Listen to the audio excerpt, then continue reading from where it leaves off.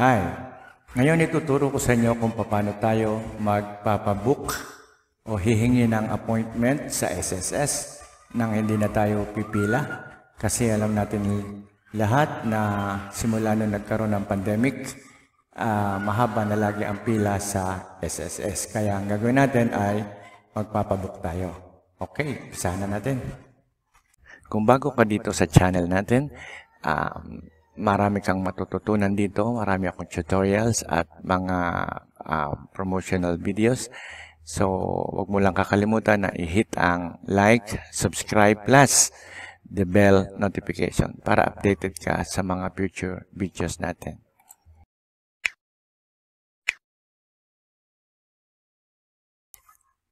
Okay, nandito na tayo ngayon sa ating main page ng SSS account or website.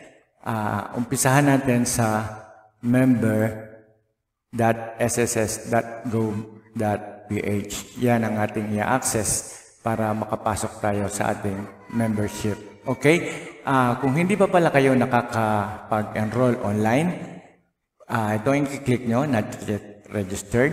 So, i-click nyo lang to, pupunta kayo doon sa registration kung hindi pa kayo naka-register. Kasi ako naka-register na ako, kaya dito na ako sa member login. Okay, kung hindi pa kayo naka-register, meron na akong video ng paano mag-register online. Ayan, paano mag-apply or mag-register sa SSS. Panahon ng pandemic, kasi pandemic tayo ngayon, medyo mahirap, mahaba pila, at hindi tayo basta-basta nakakapasok sa loob. Normally, meron silang drop box. So, hindi nyo sila makakausap, especially kung mga follow-up cases or mga new applications, hindi kayo may entertain kasi unang-una, hindi natin din sila masisisis because staggered ang operation nila ngayon. Every other week or every other 2 weeks, palitan ng empleyado. Kasi isa ako sa mga nagpa-follow up. And yung taong nakita ko noon last week, iba naman ngayon. So, ganun ang sistema nila. So, okay, umpisahan na natin. So, dito tayo sa members login. Since na-member na tayo, magla-login tayo. So, enter nyo lang yung username, enter nyo yung password, and then click I'm not a robot, and submit. Okay, right after na i-submit nyo ang details, ay papasok na kayo sa inyong main account. Okay, dito makikita nyo ang inyong personal information, your name, your SSID, and the type of membership. Okay, ito yung main menu. Nandito ang ating mga pwede nating puntahan o tignan sa SSS. Well, ang kailangan natin ay magpapabook tayo. Okay? At hihingi tayo ng appointment para pagpunta natin doon ay meron na tayong pwedeng kausapin na tao agad. Okay, so aside from the pila, by the way, to remind you, meron pa rin silang sistema. Hindi ko lang alam kung para sa lahat ng branches ng SSS, but itong pinupuntahan ko is meron silang sistema na depende sa last digit ng inyong SS number ay yun din yung araw na pwede lang kayong pumunta. So, hindi pwede halo-halo, hindi pwede rumble, last number ng SSS. So, I think 1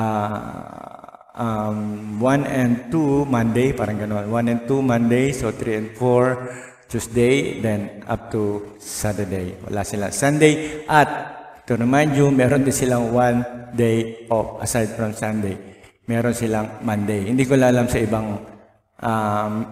ibang branches, no? Pero siguro alamin ninyo, kung makukuha nyo yung number ng branch, specific branch na pupuntahan nyo, it's better and it's good para hindi na kayo mahirapan. Okay, so punta tayo dito sa members info. Okay, nandiyan lahat ang mga information, details nyo, kung kailangan nyo i-update ang inyong cellphone or contact number, and if you want to change password. Okay, so may expiration ng password natin, ayan, hanggang April 5, 2021. Automatic yan na mag-expire, so hihingan uli kayo ng bagong password. Okay, employment history, yung inyong previous na employment. And then, ito yung ating pupuntahan. Okay, appointment system. Okay, so click natin ang appointment system.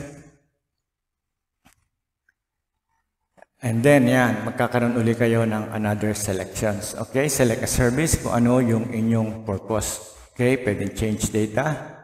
Sasubmit kayo ng E4 or mga claims. Mag-a-apply kayo. Yan, retirement, medical, issuance. So, kahit alin dyan. Kung isa dyan ang inyong purpose para pumunta doon sa SSS ay magpapabook na tayo. For example, members data change E4, isa-select ko yan. Okay, so halimbawa yan yung aking purpose ng pagpunta. Okay, and then, right after na ma-change na yung E4, select region, saan kayo pupunta. Okay, say NCR. And then, right after na select nyo yung NCR, ibibigay sa inyo kung saan branch kayo pupunta. Yan, right after na ma-select natin ang region, ito naman ang ating pipiliin. So, kung saan branch kayo pupunta, nandiyan naman lahat yan. Lahat ng branches ng SSS. Okay, so isa-select nyo lang, for example, Makati. Para tayo sa Makati, halimbawa, Chino Process. So, sinelect ko siya, and then, ito na yung pinaka-importante, okay?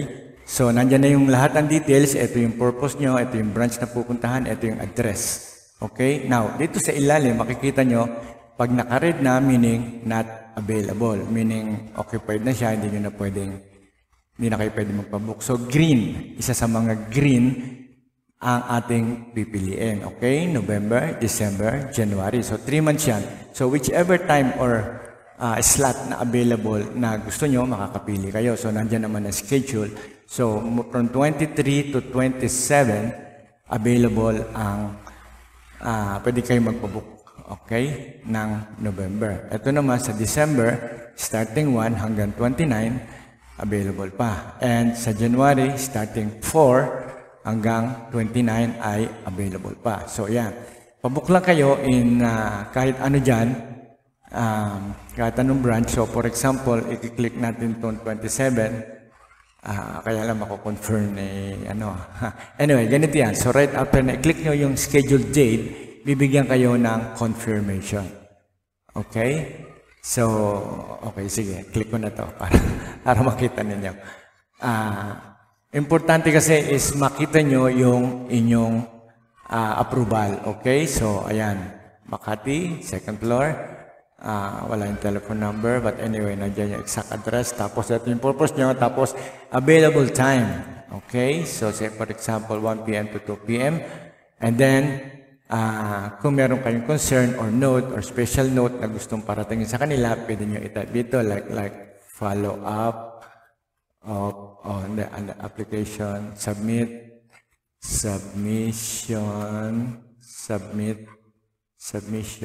of application for whatever.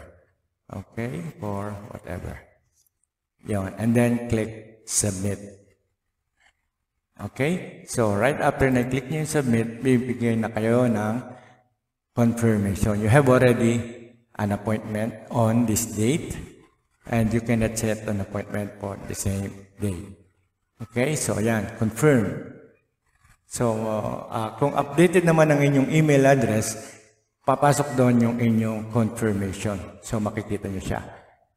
And, importante naman is kung na-confirm at na-receive ng SSS ang inyong appointment. Okay? So, yun lang pinaka-importante doon. Hindi na kayo pipila, hindi na kayo magsasayang ng panahon.